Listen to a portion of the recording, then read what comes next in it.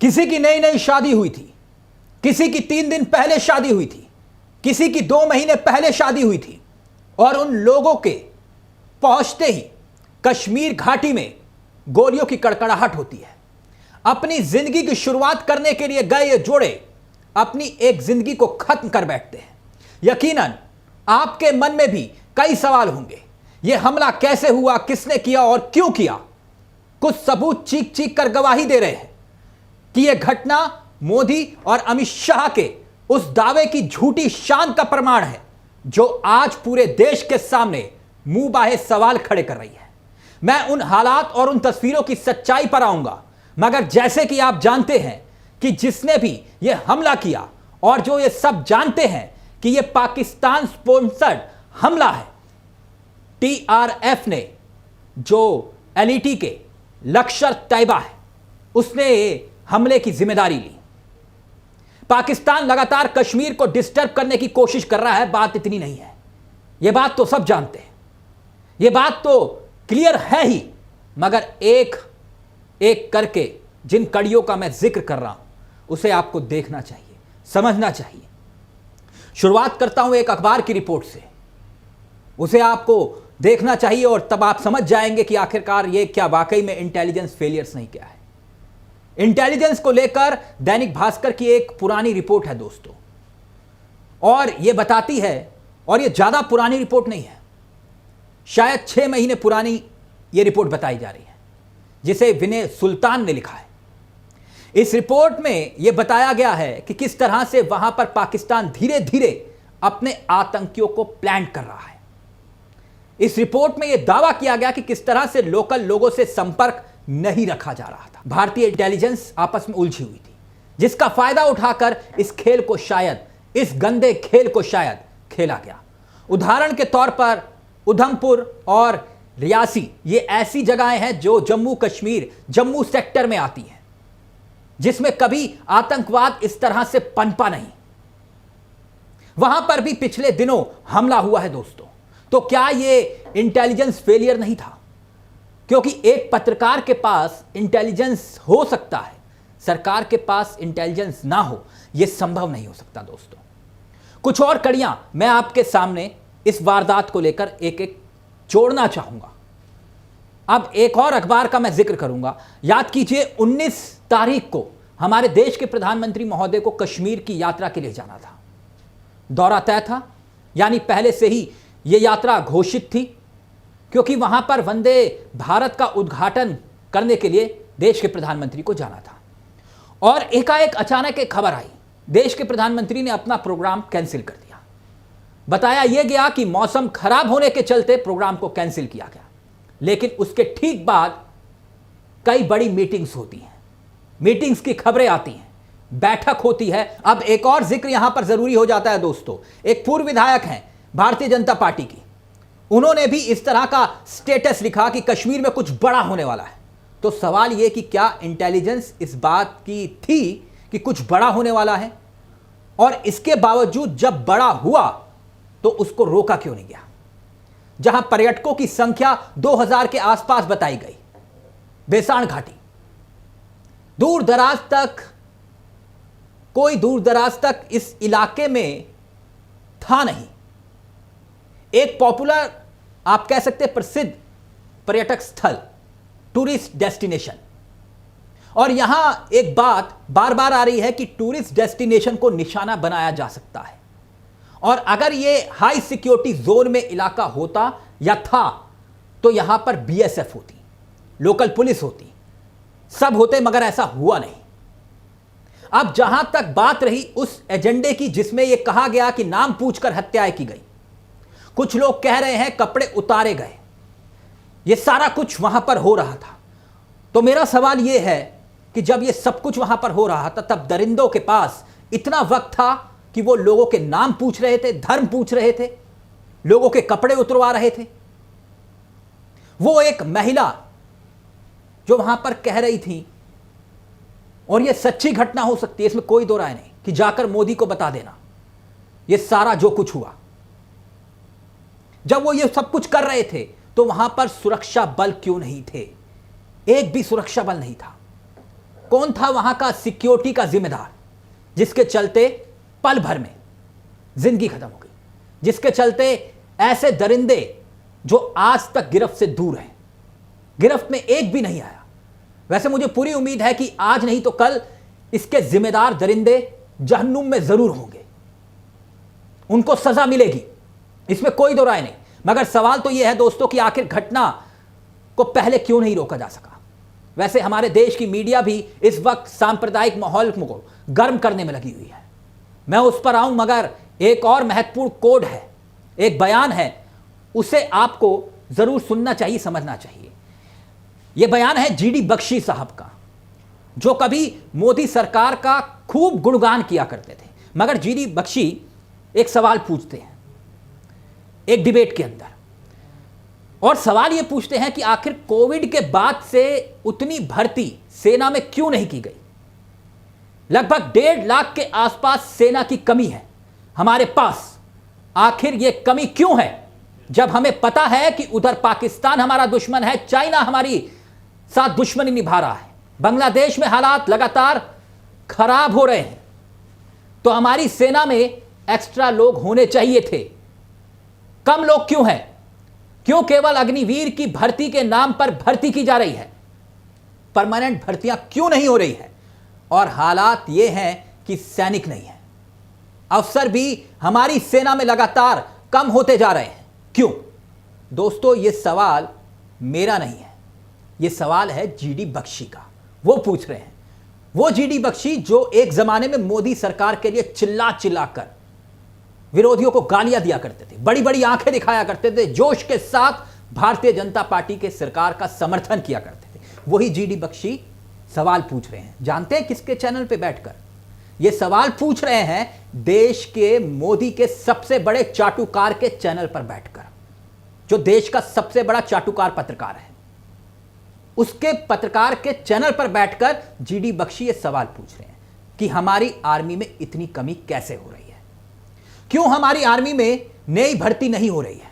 तो ये सवाल अपने आप में पूछा जाना चाहिए। एक बात और आपको बताना चाहूंगा दोस्तों, कश्मीर में AFSPA यानी कि armed force special power act है, यह लगा हुआ है, और उस एक्ट के तहत कश्मीर में शासन किसी का भी हो, असल में सेना का ही शासन चलता है।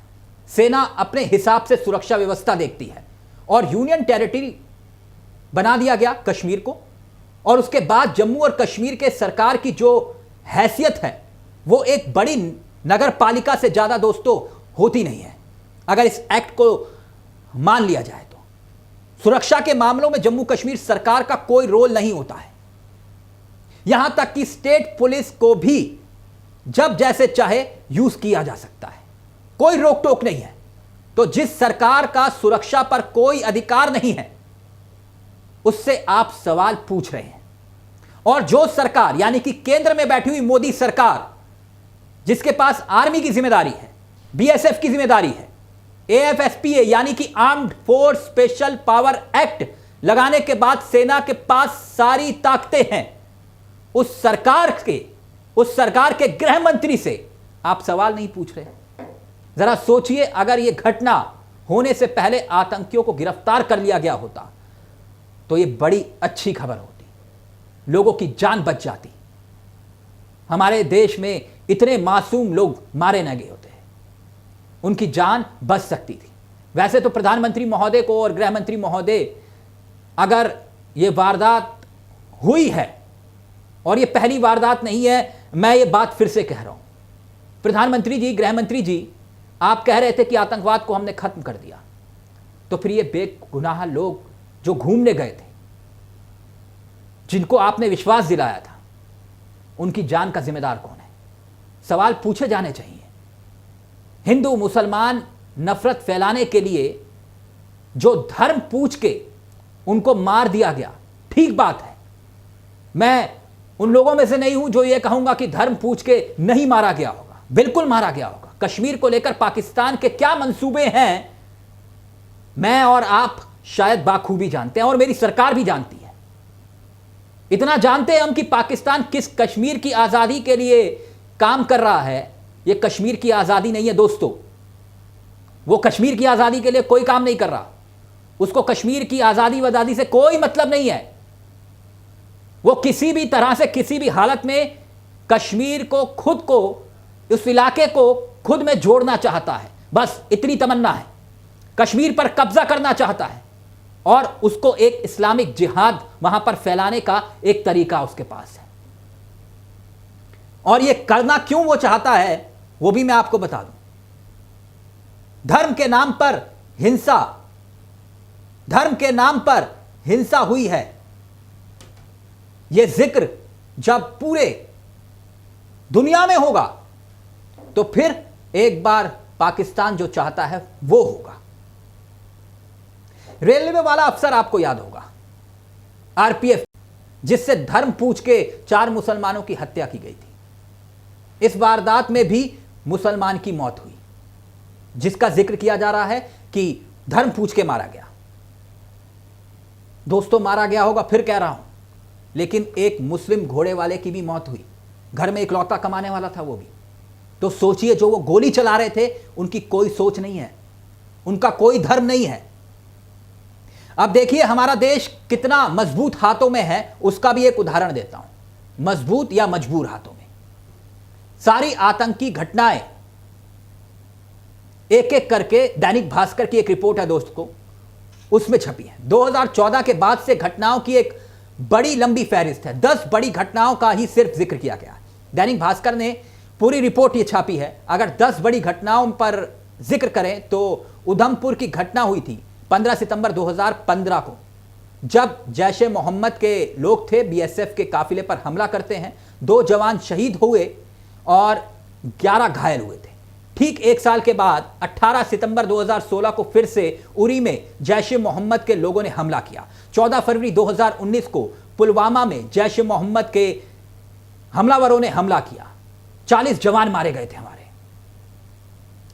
फिर एक खबर आई, पुलवामा के ही दोषी कौन थे, यह एक सवाल बना हुआ है। आज तक इसका जवाब नहीं मिला, उनको पकड़ा नहीं गया। 14 फरवरी 2019, 9 जून 2024, 8 जुलाई 2024, 16 जुलाई 2024, 20 अक्टूबर 2024 और 24 अक्टूबर 2024 को 10 बड़ी घटनाएं मैं आपके सामने रख रहा हूं। एक के बाद एक हुई, कश्मीर के अंदर हुई, और इसके अलावा छोटी मोटी तमाम घटनाएं हुई, उसका जिक्र नहीं करा। कश्मीरी पंडितों को टारगेट किया गया। वो कश्मीरी पंडित जो वहां जाकर नौकरी कर रहे थे, कश्मीरी पंडित कैंपस में रह रहे थे, उनके ऊपर तक हमले हुए। कश्मीर घाटी छोड़ने तक की बातें आई। ये सब कुछ हुआ। अगर आतंकवाद खत्म हो गया था और अगर ये सब लगातार चल रहा था तो ये सवाल क्यों नहीं पूछा जाएगा कि आपकी जो पॉलिसी थी, माननीय प्रधानमंत्री जी, माननीय गृह मंत्री जी, उसमें कहीं ना कहीं कुछ ना कुछ तो गड़बड़ जरूर है। उसको सुधार आप कर नहीं पाए, जिसका प्रमाण यह हुआ कि खुलेआम हत्याएं हो गई। जिस दैनिक भास्कर की रिपोर्ट का मैं जिक्र कर रहा था, विनय सुल्तान की रिपोर्ट का जिसका मैंने जिक्र किया, सारे सवालात उठाती है। सबसे बड़ा सवाल यह कि वहां जो अलग अलग एजेंसियां हैं उनके बीच में कोई कोऑर्डिनेशन क्या वाकई में नहीं था, और अगर ऐसा नहीं था तो फिर यह बहुत खतरनाक था, जिसका अंजाम देश आज भुगत रहा है। क्या देश के गृह मंत्री को इस बात का इल्म नहीं था? इल्म था तो कोऑर्डिनेशन बनाने के लिए कौन जिम्मेदार था? यह सवाल तो पूछा जाएगा। अभी कुछ दिन पहले पाकिस्तान के जो सेना प्रमुख जनरल मुनीर भड़काऊ बयान दे रहे थे, भड़काऊ बयान दे रहा था, तो सवाल एक और बनता है, मुनीर भड़काऊ बयान जो दे रहा था, तो क्या यह बात संकेत नहीं थी कि कुछ बड़ा होने वाला है? क्या केवल उसको, मुनीर को जवाब देने के लिए हम ट्विटर पर ही जवाब देंगे, बात वहीं पे खत्म हो जाएगी? क्या वहां पर सुरक्षा के पुख्ता इंतजामात का जायजा लेने की जिम्मेदारी किसी की नहीं थी? अगर प्रधानमंत्री महोदय जी यात्रा पर आपको कश्मीर जाते वक्त इनपुट मिल गया था, तो क्या यह सोचा गया कि यात्रा तो कैंसिल हो गई, ठीक था, अच्छी बात थी, प्रधानमंत्री की सुरक्षा हमारे लिए सबसे बड़ी जरूरत है, होनी चाहिए देश के प्रधानमंत्री की सुरक्षा, मगर वहां पर जो टूरिस्ट गए थे, पर्यटक गए थे, उन पर जो हमला हुआ, जो मारे गए, उसकी जिम्मेदारी किसकी थी? 3-4 साल से वहां टूरिस्ट की संख्या में इजाफा हो रहा था, यह बात तो सब जान रहे थे, आप भी और हम भी, और आप भी कह रहे थे जाइए सब कुछ नॉर्मल है। और आपका दुश्मन पाकिस्तान, जो कश्मीर के ऊपर निगाहें गड़ाए बैठा है, आपका और हमारा सबका दुश्मन, उसके दिमाग में क्या चल रहा था? अगर टूरिज्म को डिस्टर्ब कर दिया गया तो इंटरनेशनल मंचों पर भारत यह जिक्र नहीं कर पाएगा कि सब कुछ नॉर्मल है, सब कुछ ठीक ठाक है। यही सोच होगी ना पाकिस्तान की। अगर दोस्तों ये सवाल हमारे और आपके जहन में आ सकते हैं, तो मुझे पूरी उम्मीद है कि हमारे बड़े बड़े इंटेलिजेंस के अफसर जो हैं, जो राजनीतिज्ञ हैं, हमारे देश के चाणक्य गृह मंत्री जी हैं, हमारी देश की सुरक्षा की जिम्मेदार लोग हैं, डोभाल साहब, जिन्हें जेम्स बॉन्ड कहा जाता है, उनके जहन में ये सवालात तो आए होंगे। हमारी श्रद्धांजलि दोस्तों उन हमले में मारे गए सारे के सारे लोगों के लिए, जो घायल हुए उनके लिए हमारी प्रार्थना कि वो जल्द से जल्द ठीक हों, स्वस्थ हों। और केंद्र सरकार से यह गुजारिश कि सभी पार्टियों को, सभी लोगों को साथ लेकर पाकिस्तान को ऐसा सबक सिखाएं कि पूरा देश, पूरी दुनिया देखती रह जाए। इन आतंकवादियों को ऐसा सबक सिखाया जाए कि इतिहास याद रखे। इसके बाद कश्मीर या हिंदुस्तान के किसी इलाके में ऐसी कायराना हरकत ना हो, हिमाकत ना कर पाए आतंकी, यह पाकिस्तान। यही हमारी गुजारिश है सरकार से। नमस्कार, जय हिंद, जय भारत।